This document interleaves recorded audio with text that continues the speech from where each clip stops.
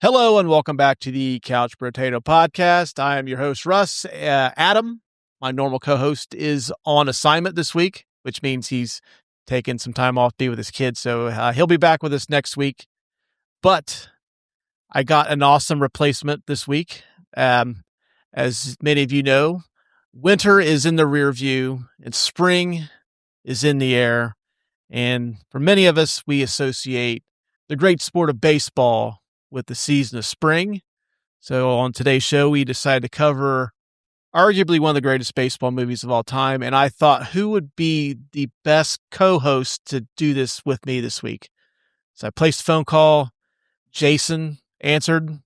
So Jason, longtime contributor to the show. He's been on the show many times. He's joining me this week. Jason, you want to tell the guys and gals what we're doing this week? Doing the movie Major League, my favorite baseball movie. It's mine too. I would say if you were to ask me what 10 movies I would take on a desert island and I could only watch these 10 movies, I would be grabbing the disc of Major League to take with me. Very important movie in my sports fandom. My favorite baseball team is the Cleveland baseball team, and it's because this movie is the reason why I'm an Indians fan. Well, Guardians now, but yeah, just this movie when I seen it as a kid, like just blew me away. When was the first time you seen it? I don't remember the exact first. I remember when they started showing it on HBO, and my dad had actually recorded it, and we had begged him to let us watch it, but mom was a no-go. Until finally he just kind of talked her into, I'll sit and watch it with him. Mm-hmm. And yeah, I mean, my brother and I, we lived baseball growing up. So this was really one of the more adult version of baseball movies that we got to see. And I mean, we absolutely loved it. I could see the Indians. We would get Indians games back on Channel 43 Oh, in yeah. the 80s and 90s. And you and I both know how awful those Indians teams were. And this movie was the perfect team, perfect fit. Mm. They were a bunch of misfits. Yeah. I remember as a kid, one of my friends that lived across the street from me, his parents worked second shift, so he was always there by himself. And I was over there hanging out with him one night, and he had it on HBO, and Major League happened to be on. And it was during the Yankees-Indians, like, one-game playoff. And I'm like, well, what's this? Yeah. And I remember we had HBO at my house at the time, too, and I was begging and begging to be able to watch Major League. And at the time, at my house, it was a little, like, touch and go what kind of rated R movies we could watch. Like, I've told the story where my grandpa let me and my younger brother sit in on a double feature of Die Hard and RoboCop.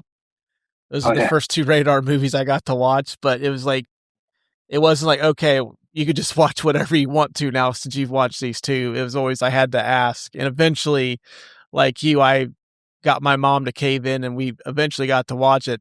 My mom didn't even bother to watch it with us. She's like, okay, you can go ahead and watch it. And then, of course, it was on from there. Yeah, it was, well, I want to say, like, as a kid, you didn't think, and I mean, honestly, knowing the players now, like the access that we have to the players now, you kind of know how they are and how they speak, and you would watch this movie and see some of the stuff they would do to each other or cursing and like, oh, is that really what they do? Mm. It was just fascinating stuff for kids who love baseball.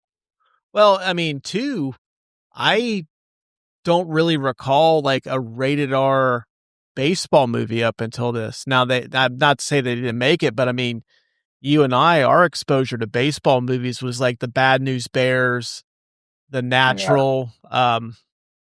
I know I'm up to that point. Yeah, I mean, nothing like even sports movies in general. The only really raunchy sports movie that I could think of outside of Major League was Slapshot, which I didn't discover till much later in life.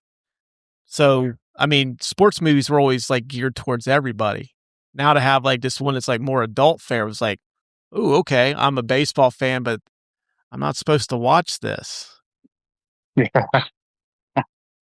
Yeah, you got the thinking that it's just a baseball movie about a baseball team, and it's a little bit more than that. And the adult themes, and it was a it was a wild ride for a kid who wasn't quite a teenager at Mm-hmm. the point that um but I learned a lot of interesting words and some interesting things to say and not to say. But yeah, it kind of became a thing with the neighborhood kids. You see Major League, and then just drop something you heard in the movie. Oh, is that what they say? To this day, I still quote this movie regularly. As a matter of fact, just last week at work, my boss had something that it was like a cover or something. He just starts saying hats or bats, and like without even skipping a beat, like keep bats warm. Gracious. Yes. Yep. Oh, I think I drive my wife nuts with this movie. Oh, every year it's tradition in my household. I watch this before the start of baseball season. It's like it's not baseball Yeah. season until I watch this. Yep. Every year. It's also interesting too. This was my introduction to like I never really knew who Tom Berenger was prior to this. Now I know like most people listen to the show probably don't even know who Tom Berenger is, or if they do, it's like just from this movie. But also like I had never seen Charlie Sheen in anything. Yeah. Um, Also, my mom was like the only actor that I knew from this movie was Corbin Burnson, only because my mom was like a big fan of L.A. Law, which is a show that like I never got to this point now at 47 years into my existence, still don't get the appeal of it. But whatever, it's the 80s. Yeah. Um, Yep. but we also got introduced to Wesley Snipes and Rene Russo, who ended up becoming big stars too. Yeah. I mean, if you go back and look at this movie, I mean, there were some careers that really, were starting out at this point. They really took off. Yeah, we also got President David Palmer, Yeah. the Allstate guy. Yeah, guy. Yeah. Yeah, Dennis Haysbert's in this. Yeah, those are pretty much about it. There's only like 7 or 8 characters in the movie, really, that they follow. Yeah. Yeah. But yeah, man, this is just an all-time classic to me. Like, still funny. Uh, Still holds up, especially like the last 40 minutes. We'll get into like our favorite scenes there, but yeah, that the last 40 minutes are probably some of the like peak sports movie. Yeah. Oh, yeah, definitely. Like if I were putting together like a video clip of like the like sports movie like sequences that give me goosebumps still to this day, like the bottom of the ninth in this movie, the countdown to zero and Miracle would be one of them. Yeah, Roy Hobbs hitting the home run knocks the lights out. Like, would definitely crack the top 5 of my greatest sports movie moment list.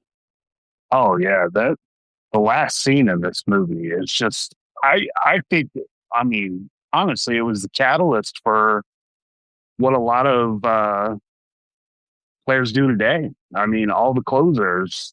Oh yeah, yeah, I think it's the introduction to closer theme music. Like I just Yeah. seen the other day, Mason Miller of the Padres has Blind by That's Korn. so I'm like, cool. holy shit, this is fucking amazing. Yeah, that is so cool. And- Um, yeah, I mean, I get lost watching those uh, closer walkouts, or even the batter walk up song. Mm, Um, I mean, yeah, it's awesome the stuff that they come up with, and now they have the light show, which they've kind of stolen from Japan, but Man, it just adds to it. Like baseball's so exciting to go to a game now. Yeah, I really like the pitch clock, and then the was it the AB? I'm probably I've screwed this up 3 times today, so forgive me. The ABS, Yeah. yeah, I just has enhanced the game so much. I've called it ADS and I've called it ACS just today, so I'm glad I finally got it right. I'm in the neighborhood of the alphabet, but yeah, my son's Yeah. corrected me twice on that already today. He goes, "No, Dad, it's not that." But yeah, I mean, baseball's like super exciting again, and like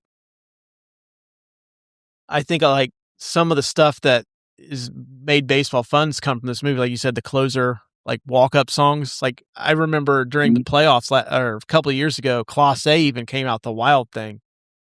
Yeah. Yeah. I mean, Talking about what you stuff got? that's aged poorly, by the way. Well, yeah. Uh, I mean, you have your classic, your closer, Mariano Rivera, the Enter Sandman, and Trevor Trevor Hoffman. Hoffman, Hell's Bells. I mean, it's just if you've been in a stadium and the closer comes in and you know their song, uh, man, it's hard as a sports fan not to get like goosebumps Super and fired up, yeah. yeah. Well, I got to find out what Kate Smith's closer music is. So hopefully, when I get to a Guardians game this year, I can hear them play that. Well, Emilio Pagan is using Randy Orton now. Okay. He he he was using Cody's, but yeah, he switched this year to Randy Orton. Okay. I can respect the fact he's a wrestling fan too. So, Yeah, all right. Are you ready to get into the categories? yeah. Let's go. All right. In case you're wondering what in the fuck Major League is about, the new owner of the Cleveland Indians, former showgirl Rachel Phelps, has a sweetheart deal to move the team to Miami, but to break the lease with the city of Cleveland, ticket sales have to plummet. So Phelps hires the most incompetent players available, including a near-blind pitcher Rick Vaughn and injury-prone catcher Jake Taylor. But her villainous tactics accidentally foster a can-do team spirit, turning the Indians into potential winners. And I lifted that directly from Google's AI. All right. Because I have to okay, because whenever you go to like IMDb or like some of the digital sites, you have to when you look up like the plot synopsis, so I can just read it. It's like it's either like 3 or 4 paragraphs, or it's like Indians are trying to move, and it breaks down to like a one sentence. I'm like, this sucks. Yeah. So then, yeah, the fine folks not fine folks, but the folks at Google come through in the clutch. Tale of the Tape. This movie is rated R. Was released on April the 7th, 1989.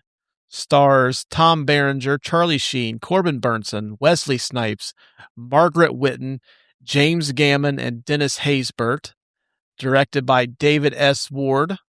Rotten Tomatoes score of 83% from critics and 84% from audiences. The critical consensus: Major League may be predictable and formulaic, but is buoyed by the script's light, silly humor, not to mention the well-built sports action sequences and funny performances. Box office grossed $75 million on a $12 million budget. This did not win any major awards, and you can currently watch Major League on Paramount Plus. Which we've been on quite a roll lately. Usually, the last couple movies we've done, either they show up on like a streaming service, but then like it's hey, we're leaving soon, or they're just not available on a streaming service at all. So we've been on a roll here lately. Can knock on wood.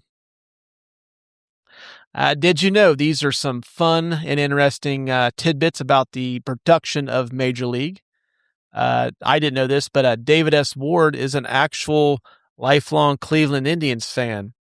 His inspiration for creating the movie was that he thought the only way to see the Indians actually win anything is to write a script and direct a movie with that premise, which I thought was just absolutely hilarious. Yeah, because at the time, Oh yeah, if you're it's a time. if you're a fan of Cleveland baseball now, you've come to expect them to be at least in contention, which that's kind of like my expectations now. I don't expect them to be a World Series contender every year, but they're going to hover at least around. They're going to be respectable.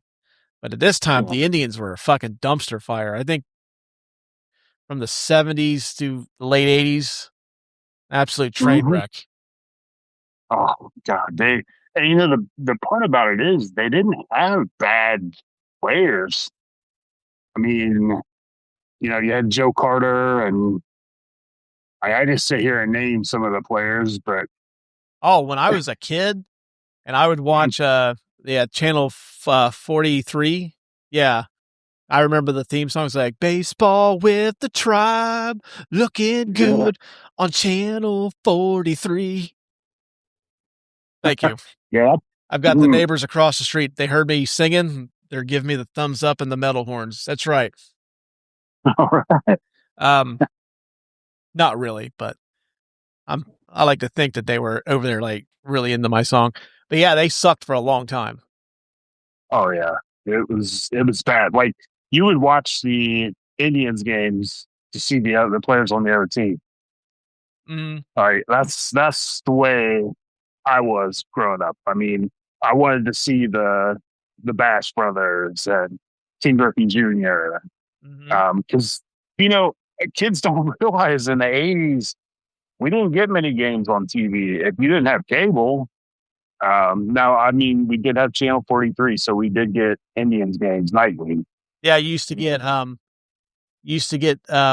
here in the Springfield, Ohio area. We got channel 43. You would get the Reds, who I believe were on ABC or They were on CB. They were on Channel 7. yeah, and then Um, you would get the I believe it was the NBC National Game of the Week, which would on typically Saturday. be like a Saturday afternoon or an evening game, depending on where they were playing at. But that was it. Yeah, yeah. Oh no, And I mean, we also got the Braves on TBS. They were on all the yeah. fucking time. Well, yeah. I mean, if you had cable and Yeah. the Cubs too. I don't even remember us getting And WGN for quite a while. I don't remember that till like the early 90s. oh, really? Like I remember the old like Harry Carey and Steve Stone for like like I remember when they got the lights at Wrigley Mm-hmm. and they had those promos that they were running. They were oh man, I can't remember. It was like 88 Mm-hmm. was the day that they were going to turn lights on at Wrigley the first time. I can't remember. I know it was like the date was just very particular, and yeah, I remember we would watch the Cubs games in the afternoon, and it usually led to about halfway through my brother and I going to play wiffle ball in the backyard. And then if the Reds were on, we watched them at 7:30. But we only got like maybe 50 games a year. Yep. And we would always And watch the Indians when the Reds weren't on. Because like my house was like yeah, a diehard Reds household too. yeah. So I mean, if you didn't have the Reds, you could count on the Indians. The only problem was the Indians were not good. Right. Yeah. And and I mean, if they were playing somebody that was bad, I mean, but I mean, I do miss watching games at the old municipal stadium. Um, I mean, that place was gargantuan, and there's probably you could count the people in the stand. All you could see was the red, yellow, and blue seats. Yeah. When it got to be Uh, about middle of May, like, yeah, it looked like a night game on a Saturday looked like a businessman special on a Thursday afternoon. yeah, Um, this movie was actually inspired by the events of the Minnesota Twins in the 1980s.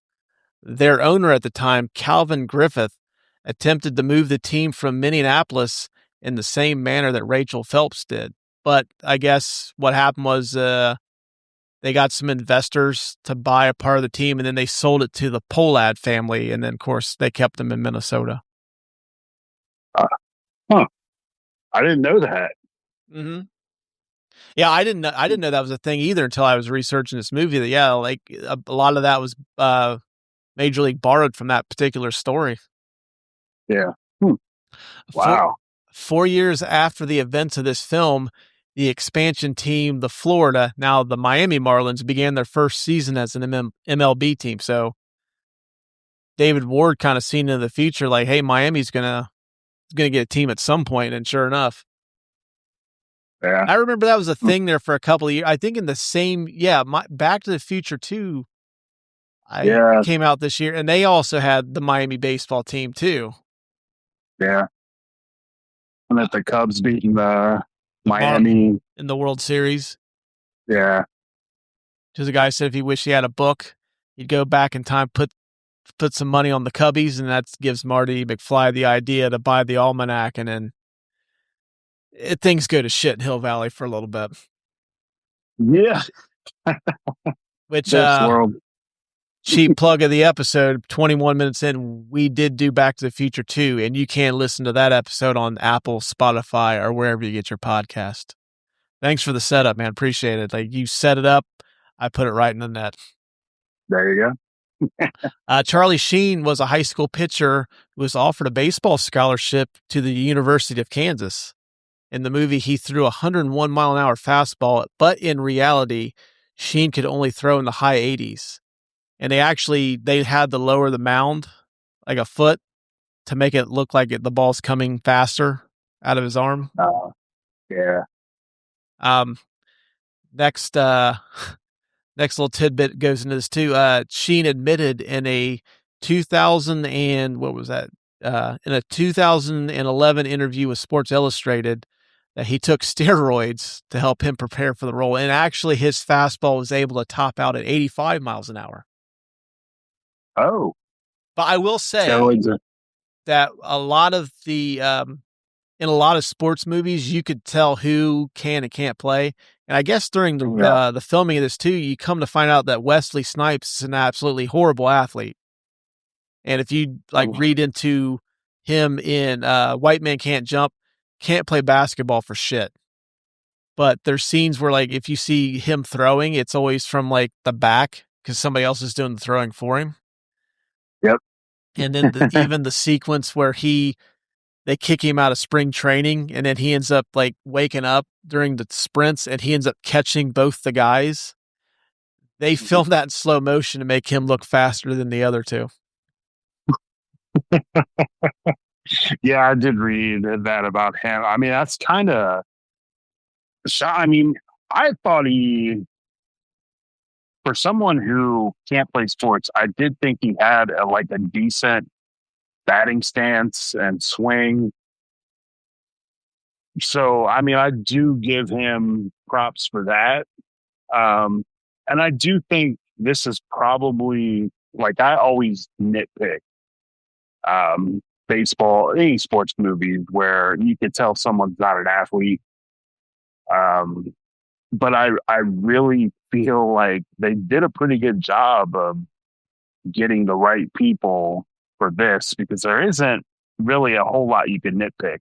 I mean, I would, you could say Wesley Snipes, you could tell he wasn't a baseball player, but I mean, he did adequate enough.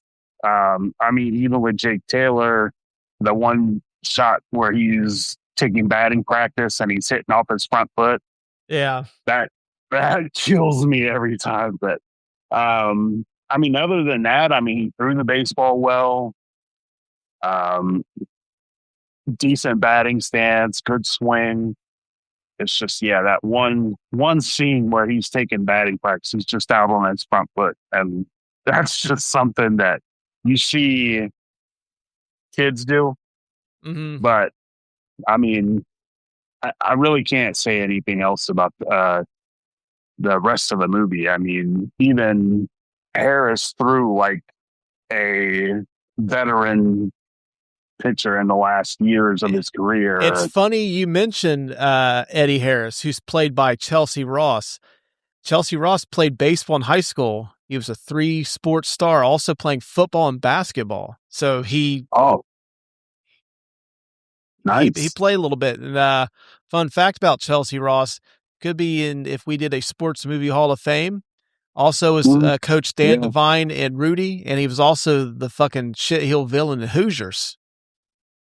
Yeah, like wasn't he also in what is the Syracuse I can't remember uh the Syracuse running back. He Oh was in shit, that The movie. Express Yeah, he was in that about Ernie movie Davis. too. Yeah. Oh, he Yeah, was. I'd never seen that. yeah. It's a pretty good movie. Well, there we go. Chelsea Ross, sports, dark horse sports movie Hall of Fame Yeah, contender. yeah. Uh, um, I did not know this, and now I kind of wish I would have watched it on the Blu-ray. In the film's original ending, Rachel Phelps admits before the final game that her bitchy persona was all an act in order to fire up the players. She said that had they not had a good season, the team might have gone bankrupt.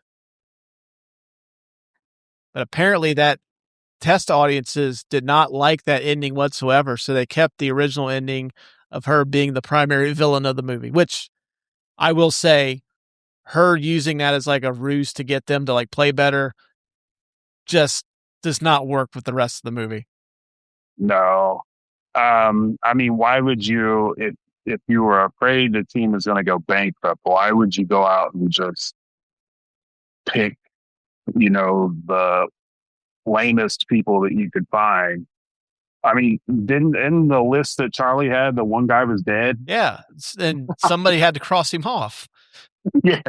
Cross him off the list. which underrated still like every time she says, "Well, cross him off then." I still fucking chuckle at that too. Yeah. Um in that same 2011 SI interview, apparently James Gammon and Charlie Sheen, as you may suspect, hit it off smashingly on the set of this Oh, movie. that doesn't surprise me at all. This isn't a fun fact, but I read that interview and just this whole like soundbite is absolutely fucking hysterical. So I had to share it with the rest of you guys. Charlie Sheen, quote, "You want to talk about a Viking, an absolute fucking warlock? This guy showed up one morning and he was so hungover that he has the bar still attached to his head. I've never seen a man in this much pain trying to make a cup of coffee. I said, bro, I'm a veteran of these wars. Anything I can do to help you?"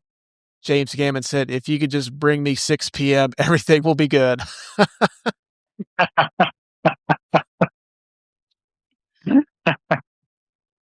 Oh, that's great. And the the minute you see James Gammon appear on screen, that dude probably smells like Winston Unfiltered and and Miller Lights. No, I won't say Definitely. Miller Lights. He's not a light beer drinker. That guy smells like Miller High Lifes. Oh, yeah. Yeah, he would be a fun one to hang out. Oh, dude. And in that same interview, I guess apparently Charlie Sheen was also talking about like I guess apparently they had a barrage of women that would visit his trailer, and I guess he had a whole like flight plan coordinated so none of them would run into each other. And he said in that same Yeah. interview, and he said if you think that's impressive, you should have been there for Young Guns, which he made the year before. Hey, I mean, he was the top dog at He, the time, so he was Charlie Sheen, like one of the greatest Hollywood train wrecks of all time. oh yeah, absolutely. How that guy's still alive is still like a mystery to me. It's like right below Keith Richards still being alive and doing the shit that he does. It's like, okay, him and Charlie Sheen kind of have similar strands of DNA. Uh, the home games were filmed at Milwaukee's County Stadium, which has since been torn down.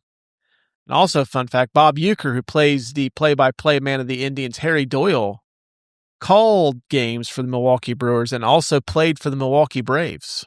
I mean, you and I knew that, but, in case Yeah, the fans of the show did not know that, yeah. Bob Uecker, long absolutely. time associated with the city of Milwaukee. And I guess David Ward cast Bob Uecker not knowing that he actually did the play-by-play for the Milwaukee Brewers. He cast him based on seeing him perform on the television show Mr. Belvedere. Oh, really? Mm-hmm.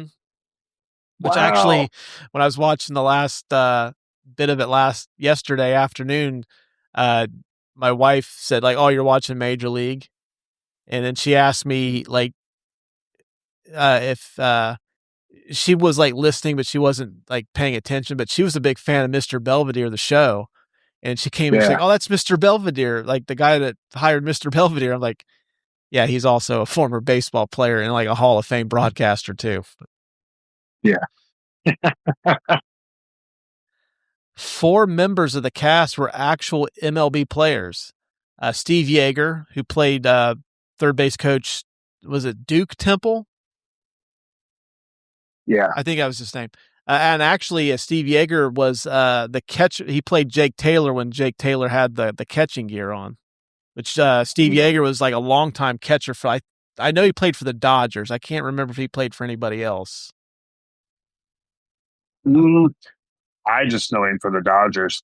Yeah, I think he played for Seattle at one point too.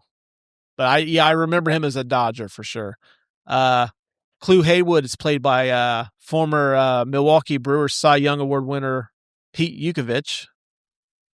Willie Mueller, who I have never heard of, played Duke. Duke's the closer for the Yankees, and then Yeah. Bob Uecker also, as we just mentioned. Steve Yeager was the '81 World Series MVP for the Dodgers, while Pete Yukovich, like I said, won the Cy Young in 1982 with the Milwaukee Brewers and is also on the team's Wall of Honor. Mueller would appear in only 6 games for the Brewers, 5 in 78 and 1 in 1981. And then Bob Uecker was a catcher for the Milwaukee Braves, St. Louis Cardinals, Philadelphia Phillies, and Atlanta Braves from early 1962 until the end of 1967. And of course, he became the play-by-play man of the Milwaukee Brewers in 1971 and was that until he did that till he passed away, or if I'm not mistaken, or did he retire? No, he never retired. He passed, what was that, last off season? Yeah. And Bob Uecker, one of the absolute ambassadors of baseball. Like that guy was. Yeah, he a legend. Um, but I do have something to add to that. Oh, go right There's ahead. another major leaguer that was in that movie. He has an uncredited role, and he's a current major league manager. Do you know who he is? I'm probably gonna kick myself in the ass after you tell me this. So it's got to be a player from the '80s, '70s or Yep, '80s. He's a current manager. current manager. He has an uncredited role as an extra, an Indians player. He was a first baseman in the final scene where you can see him walk off the field after Charlie Sheen strikes out Haywood. He's walking into the dugout. He's wearing number 24. If you blink, you'll miss it. Is it That Terry Francona? it is Terry Okay, Francona. I knew like when you were saying something about that, and then like, man, he's a Reds fan. It's got to be Francona. Really? Yep. Yeah. Okay, Francona. Yeah. Which is funny. Terry Francona also managed the Cleveland Indians Yeah. and is the current manager of the So Cincinnati Reds. So, yeah, I mean, I didn't realize it, but I mean, you have to. I found it on YouTube, and if you just kind of slow it down and kind of zoom in, mhm. you can see the number 24, and yeah, it is him. I'll ha- Um, he's not in the credits at all. nope, Huh. Nope. That's probably why I never picked up on. Yeah, he said it's like you're coming into the dugout to get the ball for first base. He kind of walks right past uh, Charlie Sheen, and you can see the outline of the number 24, and then they cut to the dugout, and you can see 24, but then someone kind of comes right in front of you. So, like I said, if you blink, you'll miss it. Wow. Well, there you go.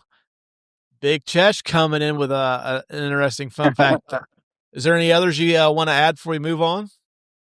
I had a friend who was an extra in this movie. Really? Yeah, he was a umpire here in Springfield. Mark.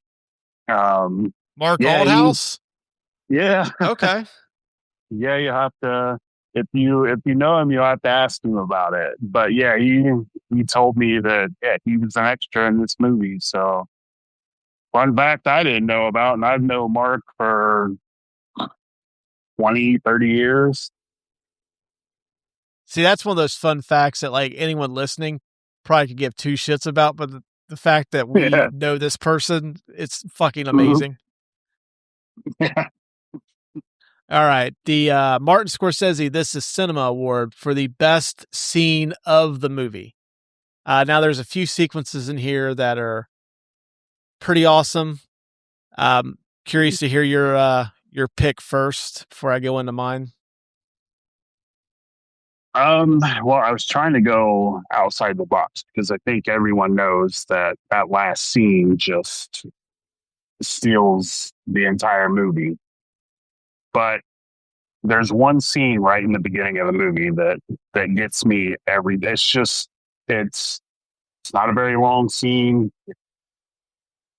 It kind of introduces you to what you're gonna see. Like it's the moment when Jake takes Ricky and Willie to the restaurant, and Ricky's sitting there in his cut off leather vest, no shirt on underneath, and a tie. And he looks at Jake and says, I feel like a banker in this. Dude, Sorry. I use that line all the time if I'm in a place I don't feel comfortable. And anyone Yeah. knows me, I wear primarily like t-shirts, jeans, and sneakers and hats. That's all I wear. And whenever I'm in a place I feel uncomfortable, I always say that same line. Yeah. And I mean, they rattle them all off, right? One after one. They're looking at the menu, and Willie's like, what language is this? It's French. And then Ricky, they got chili dogs. I'll order. And then they did that toast, and he looks down and he sees Len for the first time, and he says, "That's my wife." And Willie, does she know that? Yeah, then we'll be drag him outside, kick the shit out No, of him. no. Yeah, like that. That's just that kills me every time. But I mean, obviously the ending scene, when they beat the Yankees, that's obviously going to be number one. But I want to go with this one just because it's a little like not many people. I just get a kick out of that scene. My honorable mention was spring training. Yeah. When you meet the team, I do get a kick out of that sequence. Like I love when Serrano walks into the facility, he goes, "Look at this fucking guy." Yeah. But yeah, for me, it's probably cheating because there's a lot of like really cool scenes inside of that sequence. It's pretty much the last 20 minutes of the movie. It's from the time it's the one game playoff. The fucking score that's playing over that scene where they do the aerial shot of the field and you get like that like that whole score is fucking amazing. You get the Serrano home run where he like carries the bat all the way around the bases. Yeah. That gets me fired up. Of course, when they bring Ricky Vaughn in on relief, Wild Thing playing, like that moment, like I'm ready to run through a fucking brick wall. Like I'm like, let's fucking go. And then you get Jake Taylor calling his shot, and then he lays down the bunt. I remember we used to play backyard baseball all the time, and my brother did that once. And then the very next like time we came up to bat, somebody whoever's playing against just like hit Chad in the back. You kind of had that one coming to you. But for Yeah. me, I'm gonna go with like basically the Yankees, the 1-game playoff, because like it's set up perfectly. Like this was like the one team that the Indians couldn't beat, always gave them fits. You get like it's a real close game. That's kind of what you want in like those type of baseball games, like the 1-game playoff or like the winner take all. You always want it to be a super like tight pitcher's duel where like one little mistake or one moment can change the outcome of the game. And then of course you get like the Rick Vaughn scene where he gets redemption against Haywood. It's a perfect sports movie sequence to me. And for me, that's like my favorite sequence of the movie. Yeah. That's a good one. And honestly, it's one of those scenes that like if I am flipping through and like we've got to go somewhere in a little bit, like if we've got like I'm like got 20 minutes to kill and we've got someplace we got to be, if that's on, I'm just gonna sit down and watch it. And if we're fucking late, we may as well just be late. Yeah. The Andy Dufresne Get Busy Living or Get Busy Dying Award for the best or most quotable line from the movie. This one's fucking tough. Yeah, it is. Yeah. I think most people would pick Just a Bit Outside by Harry Doyle simply because like that's probably the one line that's kind of lived on well past the release of this movie. They still use it in baseball today. Whenever someone does that, and like an 11 o'clock sports anchor will say that if like he wants to get like a cheap pop out of the 15 people watching the evening news at 11 o'clock. But for me personally, it's not even in my top 10. Yeah, I mean it's one that I think everyone uses. But yeah, there's so many quotes in this movie you can pick. What would be your favorite? The one that I use probably 5 or 6 times a week, and that's, "Oh, this old body sure could use a soap."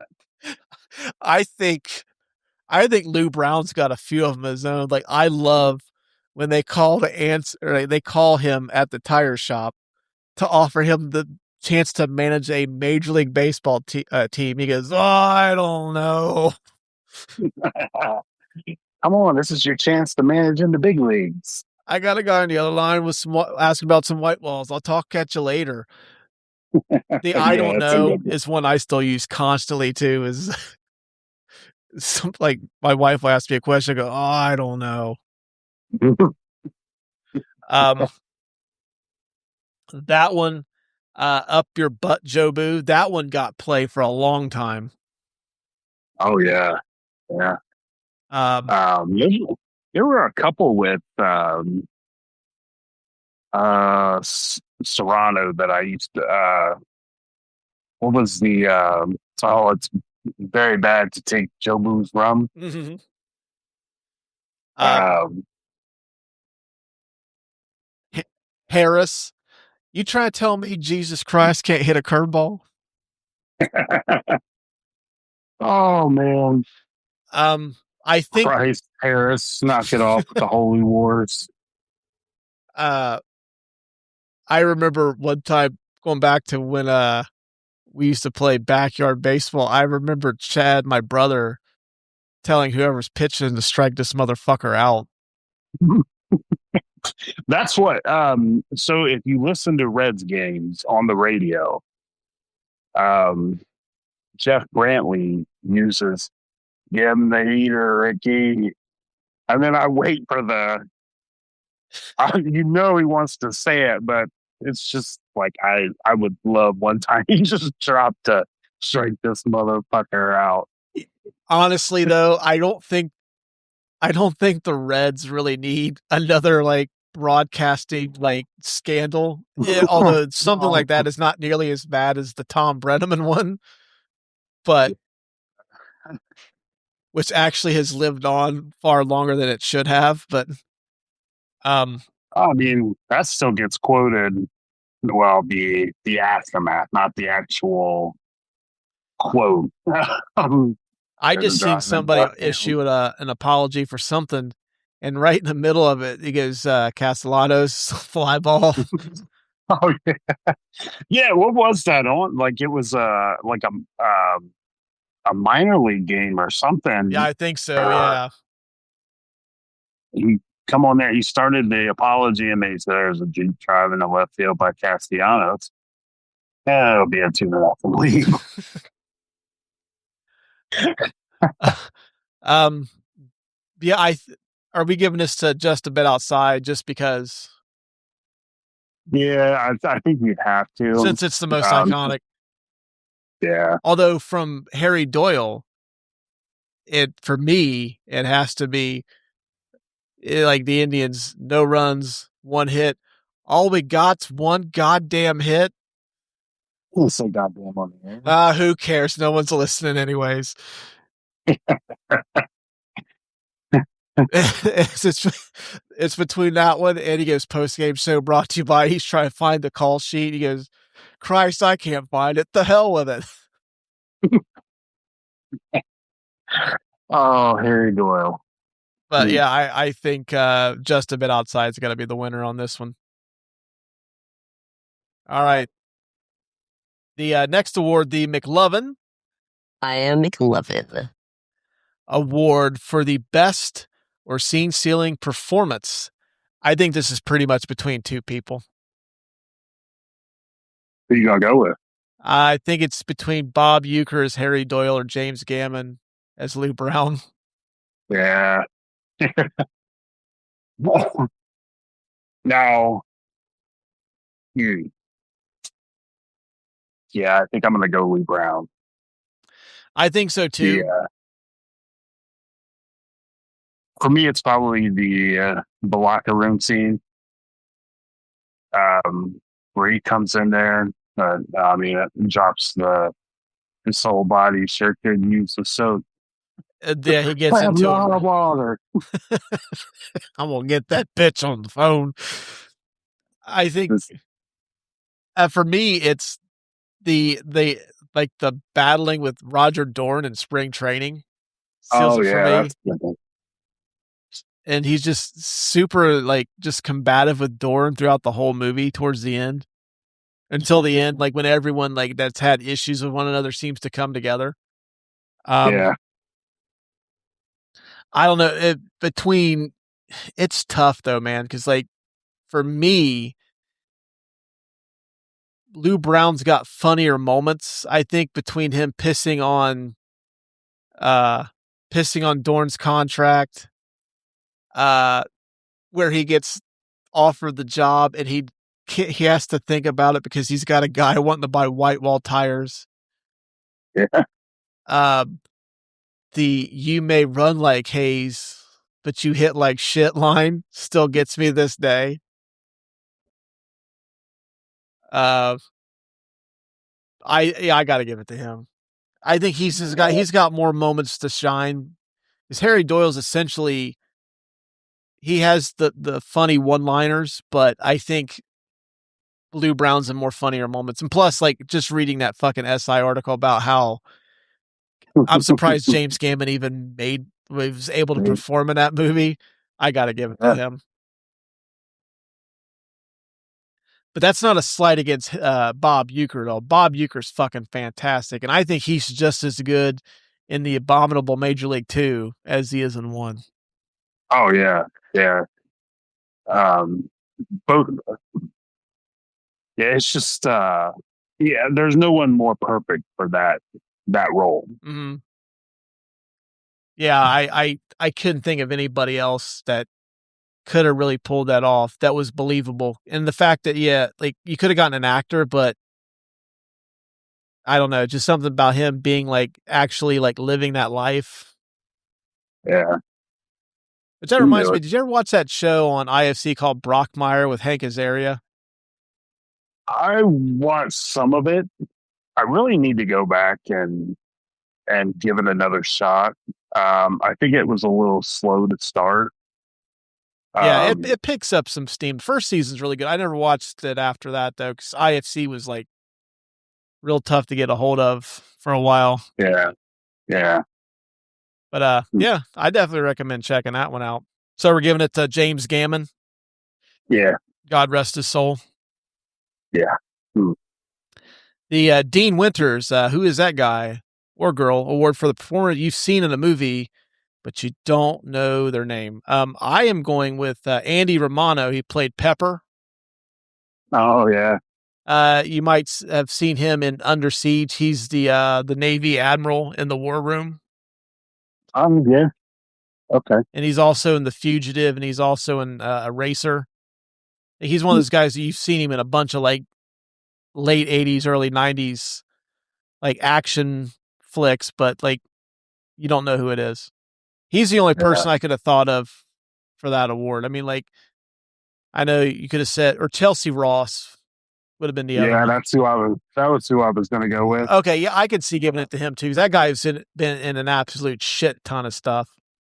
I mean, yeah, like, and the thing is, every time I see him in something, I'm like, oh, that's Eddie Harris. I can never remember his name, even though it's not a common name for a male. But yeah, like, I mean, I remember him in the first episode of Prison Break. He was a priest. Mm-hmm. And I mean, if you look at the list of stuff that he's been in, I mean, he's got a deep catalog. He's got, his IMDb baseball card has got a lot of years on it. Oh yeah. I'm okay giving it to him. Yeah, Chelsea Ross has been like, actually, we were supposed to do The Untouchables back in December, but it kind of fell through because, you know, the chaos of Christmas, we just couldn't seem to get stuff in line. But Chelsea Ross is in The Untouchables. He's like one of the reporters that's interviewing Al Capone when he's getting the shave. Yeah. Ooh.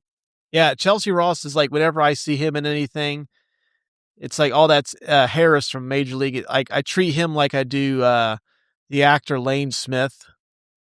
Yeah. He played I forget the coach's name in the Mighty Ducks, the one that was like Gordon Bombay's coach.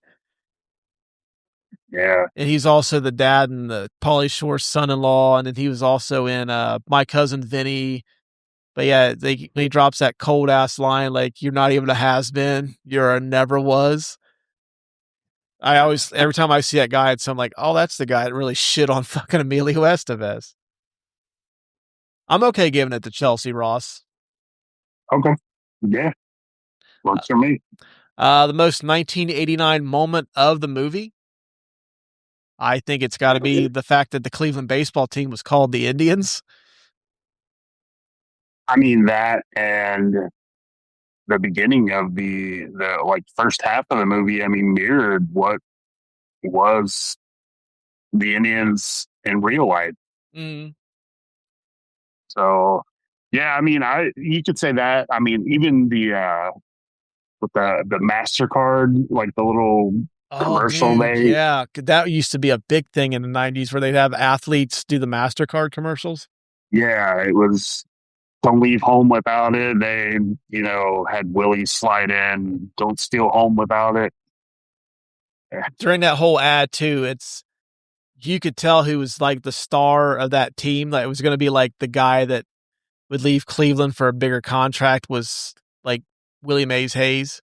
Roger Dorn delivered his line like, dude, if you were any more wood, you'd be a log cabin. You know what I mean?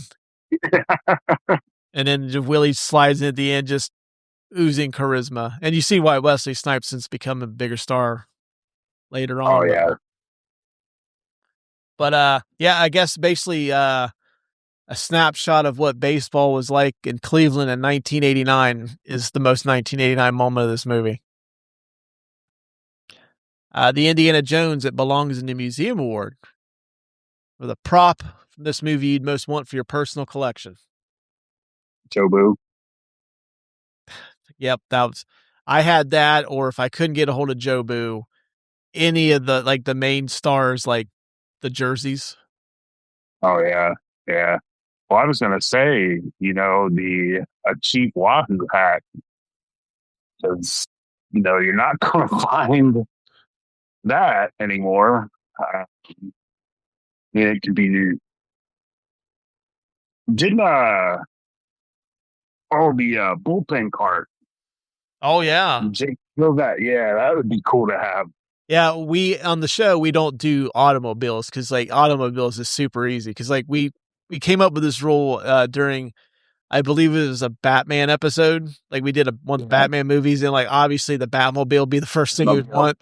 Like that's too easy, so we kind of limited it to non-automobiles. Because if we're changing automobiles, like that fucking shitbox Jake Taylor drives pretty keen too. Like, what the fuck is up with that? Like, he's making the major league minimum, which I believe, adjusted for inflation, is double what he told them at that party. He should be able to, and the fact that he was a former all-star. I mean, granted, we find him he's in a shit Mexican hotel, hungover, with a lady in bed with him. I'm sure, like, it's not the greatest of times for Jake Taylor, but I'm sure he's not so broke he's got to drive that fucking shit box around. I mean, he should be able to at least get a solid used car. Yeah. I mean, that thing is squealing and making noise when it rounds a corner. So if anything, yeah, if we're choosing like cars, I would take Jake Taylor's shit box. But yeah, I think Jobu's the winner though. That would be like the prop. Yeah. But yeah, I can't have Jobu. Any one of the main characters' jerseys. Oh. The John Williams Award for Best Use of Music in the Movie.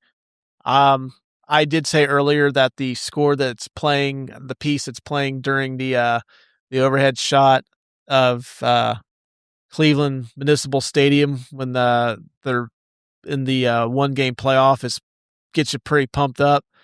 But I think "Burn On" by Randy Newman is such a fucking depressing song, and it kind of sets the mood. Like, this team fucking sucks.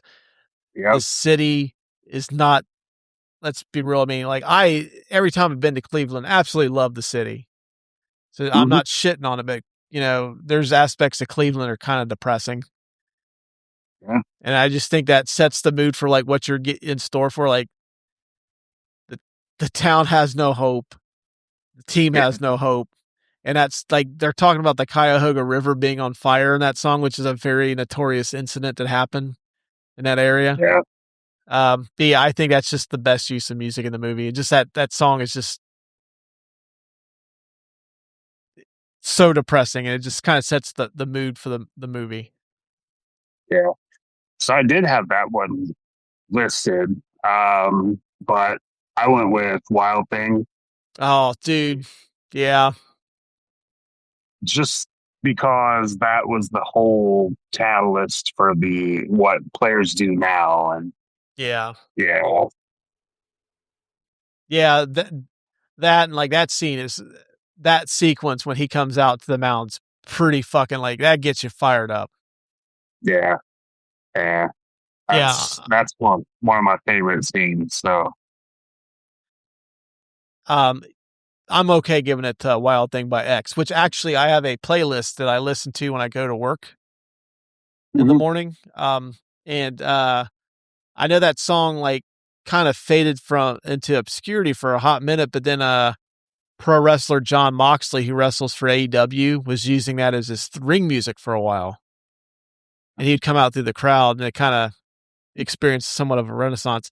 That version of that song is on my playlists I listen to on my way to work.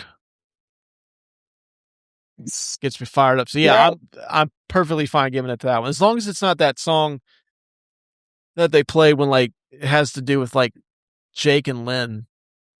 Oh yeah, That song fucking sucks. Like, get out of here. Take that shit somewhere else. Yeah, that's the definite winner. We're getting into the stretch of the show where we had some new categories we were kind of test driving. Okay. See what if they stick or whether we need to get rid of them. Would this be a better movie if it were directed by Quentin Tarantino or Christopher Nolan? If one of them two were the choices to direct this, who should direct it? I'd probably go with Christopher Nolan. Really? Just because, I don't know. Like, I think Tarantino might try to turn this into like some. I mean that's yeah. I think I would go Christopher Nolan. I just with Tarantino's style, I don't think this. I mean, it's an oddball fit for both, but yeah, I just don't think I would like Tarantino's style. I think the Tarantino, like the dialogue would be a little snappier. You get like some more like in-depth like dialogue between the characters. Yeah, Christopher Nolan's like style is a little too like broad, like and bombastic in scope. Whereas Tarantino can be a little bit more personable, like kind of like, I guess, narrow, like a film down into like a singular, like, it's like Nolan would shoot like in a country, whereas Tarantino would be like more like a city block. You know what I mean? He can kind of narrow the focus of the movie down. I'd go Tarantino, although Tarantino's version of this would be pretty dark and grim. Yeah, that's what I was thinking. Yeah, which neither one would be like my first choice. Like, you know what? If this is the two guys, like, is the pedigrees are absolutely amazing, but I'm going to do this one myself. I'm going to give it a shot. Like, I watched the new Anaconda last night. They did it on their own. I could do this. Yeah. I've seen enough movies. I could try my hand on this. What supporting character deserves their own spinoff? Lou Brown. Yep, that's who I had too. I would like to see what happens to Lou Brown as the manager of the Mud Hens. Yeah.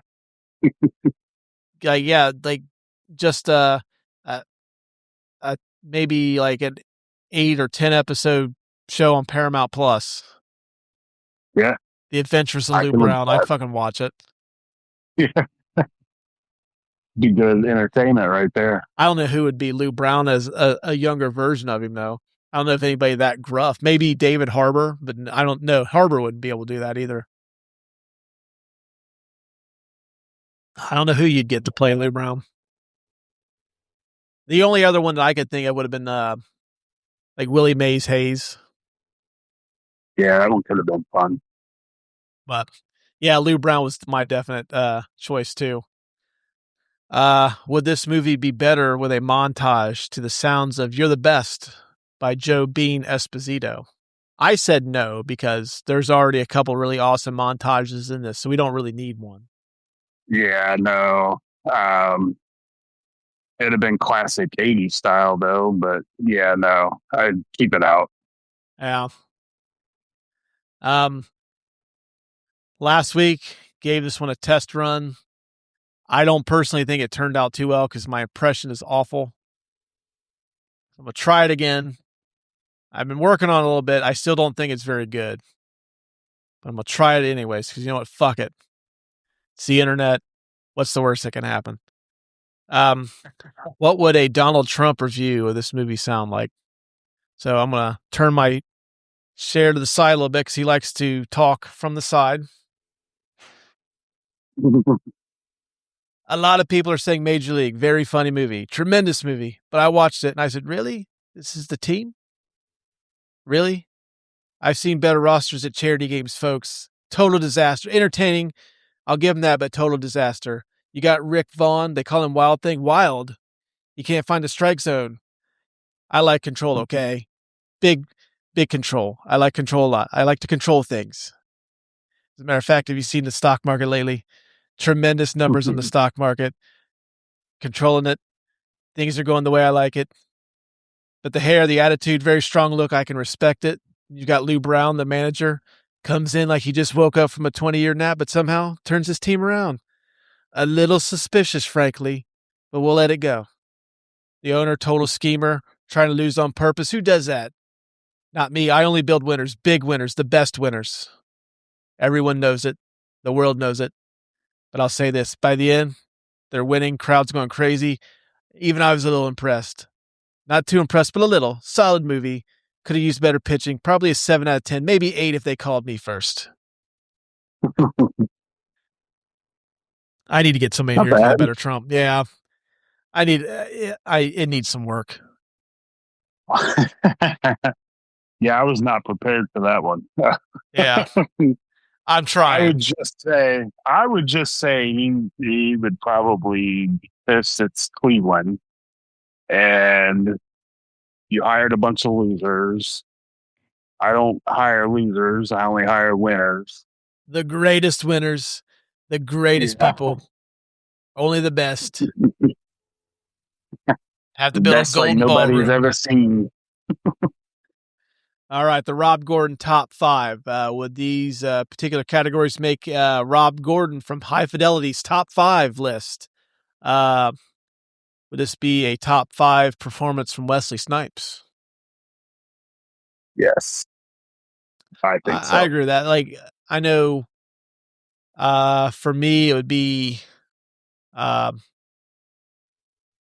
obviously Blade would be like the movie that everyone would be in their top 5. One of the Blade movies for sure. I would say Blade. I'd go White Men Can't Jump. This is the number 2. Number 3, I would say Jungle Fever. Okay. Number 4, only because it has one of my favorite lines ever delivered in a movie for someone that's getting ready to get their ass kicked. Passenger 57. Oh, He yeah. always says, always bet on black, and he kicks that guy in the chest. I fucking love it. And then number 5 would be Demolition Man. Okay. Sure, it's probably something I'm missing, but those would be the top 5 for me. Charlie Sheen's career. Yeah. Yeah. I think it's this and then 2.5 Men and then whatever else you decide to fill in the blanks with. Yeah. I mean, I think this, he had Platoon before this. Oh, yeah. Platoon would be number 3. Yeah. I mean, this one right here, I think it's just what kind of. It puts him on the map. Yeah. And then he kind of. Because honestly, like even in Young Guns, I know he like kind of broke out in Young Guns, but honestly, like Young Guns, I don't even really think of him. I always think of like Emilio and Lou Diamond Phillips and Kiefer before I think of Charlie Sheen. So yeah, I would definitely say this one, and then 2.5 Men. There's Spin City. He was really good when he took over from Michael J. Fox, and then Wall Street. I don't care. Yeah, and then Platoon. So, the city of Cleveland in movies and TV. Ooh, yeah, definitely. That's a good one. Yeah, this is definitely in there. Yeah, the only 2 that are coming to mind off the top of my head is this and the Drew Carey Show. Yeah, those are the only 2 that that immediately came to me. Is there really anything? Third Rock from the Sun is in Cleveland, isn't it? Is it? I never Or watched Third Rock from the Sun. oh, I love Third. I can't remember. It's somewhere. I thought it was somewhere around Cleveland. Let me take a look here.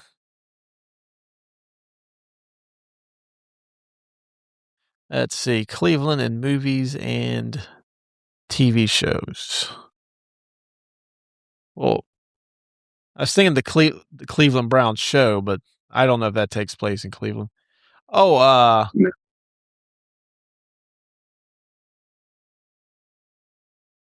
well, let's see.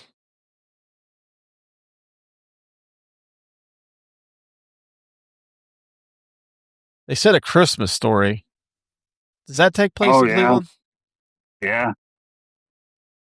You know, I've seen that movie so many times, but I don't think I've ever. I don't think I've only seen like the first 5 minutes like once or twice.